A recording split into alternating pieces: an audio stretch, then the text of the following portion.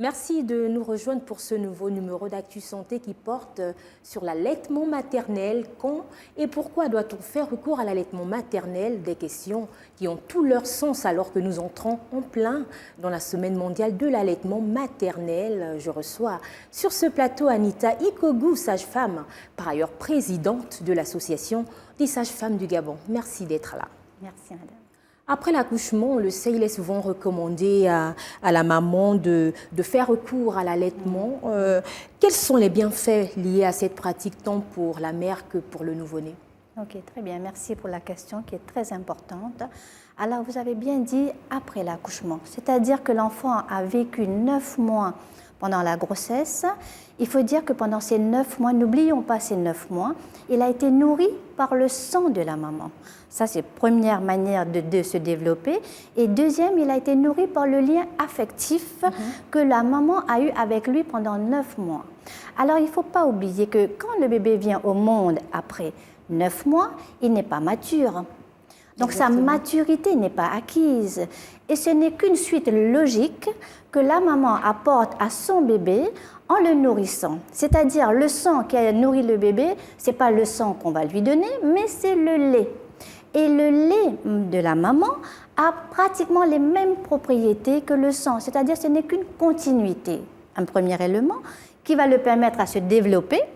Mais il faut savoir que dans ce lait-là, il y a aussi tous les facteurs qui vont développer le cerveau du bébé, qui vont continuer à développer son tube digestif qui n'est pas encore mature, qui va aussi aider à développer son système immunitaire, sans compter le lien affectif. Ça veut dire que ce n'est qu'une continuité de la fin de la grossesse pour assurer les 1000 premiers jours du nouveau-né en bonne santé. Et pour la maman, il y a également des bienfaits? Tout à fait, bien sûr. Déjà, c'est un épanouissement pour la maman. N'oublions pas que c'est une fierté pour une maman de donner son lait parce qu'elle contribue au développement de son enfant. Première bonne chose pour la maman. Deuxièmement, ça va lui permettre de perdre les kilos superflus qu'elle emmagasinait parce que c'est beaucoup d'énergie qu'on dépense. Et troisièmement, à long terme, ça va lui éviter des cancers du sein et des cancers de l'ovaire, par exemple. Finalement, jusqu'à quel âge un enfant a-t-il droit au lait maternel? Alors, vu qu'on a vu que le bébé est encore immature à sa naissance, il faut au moins lui assurer 6 mois d'allaitement exclusif au sein. C'est déjà une bonne chose. Après cela, bien sûr que le lait devient certainement pas apte à la croissance du bébé. Il faudrait certainement introduire quelque chose, mais la maman pourra nourrir jusqu'à 2 ans. Il y en a qui nourrissent même au-delà de 2 ans. Et il n'est pas du tout dangereux d'allier allaitement maternel et allaitement, disons, l'usage des biberons? C'est-à-dire les 6 premiers mois, les mamans doivent comprendre qu'elles continuent le travail qu'elles ont fait pendant toute la grossesse. Pas de cassure. Mais l'idéal, ce serait qu'elles n'introduisent pas quelque chose dans les 6 premiers mois. Après, mais il peut quand même arriver des cas où le nouveau-né refuse catégoriquement le lait maternel et là, qu'est-ce qu'il faut faire? Oui, alors ça, il faut vraiment se rapprocher d'un professionnel. Très souvent, on dit refuse catégoriquement, mais on n'a pas vu tous les contours autour de ce refus, qui, à première vue, on dit un refus. Voilà. Et finalement, comment on doit se faire le sevrage de l'allaitement? Est-ce de manière brusque ou progressivement? Ah bien sûr, le sevrage doit être très progressif. C'est-à-dire, au bout de 6 mois, la maman va chercher à introduire, mais petit à petit, les autres aliments. Par exemple, des fruits, ne serait-ce qu'à midi, un petit fruit, un petit légume, et jusqu'à ce que l'enfant s'habitue. Et c'est pour ça qu'on dit c'est bien d'avoir donné le lait maternel. Pourquoi? Parce que le bébé, il est habitué au goût de la nourriture que la maman prend tous les jours. Et maintenant, quand on va introduire les mêmes aliments que la maman mange, ça ne fera aucune différence pour le bébé.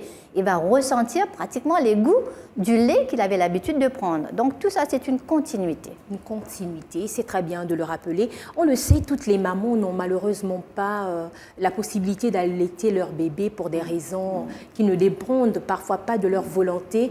Peut-être rappeler ces cas qui font que la nouvelle maman n'ait pas l'autorisation d'allaiter son bébé? Très très bien, une bonne question. Parce que l'idéal pour nous, c'est que toutes les mamans en bonne santé sentent qu'elles sont aptes à allaiter. Mais il ne faut pas qu'on oublie les mamans qui ont un problème de santé. Soit un problème de santé pour leur propre santé, qui sont à risque pour elles-mêmes, c'est-à-dire elles ont une pathologie, une cardiopathie qui peut mettre leur vie en danger si elles allaitent. Donc il ne faut pas qu'on les oublie, ces mamans. Ou encore si elles ont une infection qu'elles peuvent transmettre à leur bébé. Donc ça, on va plutôt leur demander d'éviter l'allaitement pour des raisons de santé. Effectivement, à ce moment-là, heureusement qu'on a les substituts du lait maternel. Exactement. Pour aider ces bébés à grandir et les mamans à se protéger. Et comme restriction, on peut faire mention des femmes atteintes du VIH? Tout à fait, du VIH et essentiellement du VIH, effectivement, parce qu'on a peur de la transmission. Après, il faut savoir qu'il y a d'autres conditions qu'on peut, mais c'est quand même, il y a un tout petit risque. Et voilà, c'est ça. Et pour ne pas allaiter, il faut justement connaître son statut, d'où le dépistage. Bien sûr, c'est ça, je dis, c'est un suivi depuis le début de la grossesse. Exactement. Occasion pour nous de dire aux mamans, allez-y, vous faire suivre très tôt, parce que c'est une continuité dans le suivi prénatal. Alors, vous êtes présidente de l'Association des sages-femmes du Gabon. Quelles sont les stratégies qui sont mises en avant au sein de cette association pour mieux promouvoir cette pratique? Ok, d'accord, très bien. C'est-à-dire que l'association œuvre pour augmenter le taux d'allaitement maternel au Gabon. On a vu que le taux est trop faible encore. Donc, on a commencé à travailler avec nos collègues dans les différents centres de santé, à les former, à les sensibiliser pour qu'elles-mêmes, à leur tour, elles commencent à en parler. L'allaitement, on parle de l'allaitement dès le début de la grossesse, pour que les mamans soient préparées, pour que les mamans aient toutes les informations. C'est quoi l'allaitement? Quels sont les bienfaits? Très souvent, elles n'allaitent pas parce qu'elles ne veulent pas, mais parce qu'elles choisissent des solutions de facilité. Et elles n'ont pas l'information. Donc, l'association travaille avec ses collègues sages-femmes. Et là, on va profiter de la semaine de l'allaitement, bien sûr, pour encore sensibiliser. Alors, vous disiez tout à l'heure que le taux est encore faible, le taux d'allaitement. Il s'agit de combien de pourcentage? Alors, les derniers chiffres là qu'on a vus aux études démographiques, ils disent à peu près 15% d'allaitement exclusif. D'accord. Que le sein, pendant 6 mois, il n'y a que 15%, ce n'est pas beaucoup. Est-ce que vous pensez que des sensibilisations doivent également s'étendre à l'intérieur du pays, se multiplier au sein même des établissements? Oui, bien sûr, tout à fait. Au fait, c'est une sensibilisation nationale, mondiale même. Donc nous, on le fait là, mais on a des antennes à Libreville, on a des collègues sages-femmes à Libreville qui font le même travail, sensibilisation dans les autres provinces. C'est sur le plan national. Vous avez également donc des représentants dans les autres provinces du Gabon? Oui. Dans chaque province, il y a une antenne de l'Association des sages-femmes. D'accord. On le sait, du 31 au 6 août, disons durant la première semaine du mois d'août, il sera question ici au Gabon de sensibiliser les populations sur l'importance de l'allaitement dans le cadre de la Semaine mondiale de l'allaitement. Qu'est-ce que l'Association des sages-femmes du Gabon compte faire pour bien véhiculer le message? Alors, il faut dire que le thème de cette année, c'est surtout encourager les mamans qui travaillent ou qui vont à l'école ou les étudiantes à donner leur lait à leur bébé. C'est-à-dire, on va plutôt expliquer durant cette semaine quelle est la technique, comment faire pour pouvoir retirer son lait, extraire son lait, garder son lait. On va faire certainement des séances pratiques et donner les informations pour que les mamans savent qu'elles peuvent retirer le lait et quelqu'un d'autre donner ce lait-là. Parce que nous, ce qu'on veut, c'est ce lait de maman qu'on doit donner aux enfants. Donc, pendant toute cette semaine, il y aura 2 pans, on va dire. Un premier, on va aller encore dans les structures sanitaires pour sensibiliser directement les mamans. Et puis, on va aller dans les carrefours pour expliquer avec aussi manuel comment on fait. Et après, on a un jour de formation le 2 août qui se fera à Janébory et où on a invité au moins 55 sages-femmes des différents établissements pour être encore formées sur l'allaitement. C'est donc toute une mobilisation qui sera faite. Tout à fait. Il faut dire aussi que nous, plusieurs sages-femmes du Gabon, 4, ont eu la chance d'aller à Dakar pour être formées sur l'allaitement. Et donc, si vous voulez, c'est une restitution que nous sommes en train de faire suite à la formation que nous avons eue. Au sein de votre association, il y a certainement des défis qui restent encore à relever. Quels sont-ils? Il y a des gros défis à relever.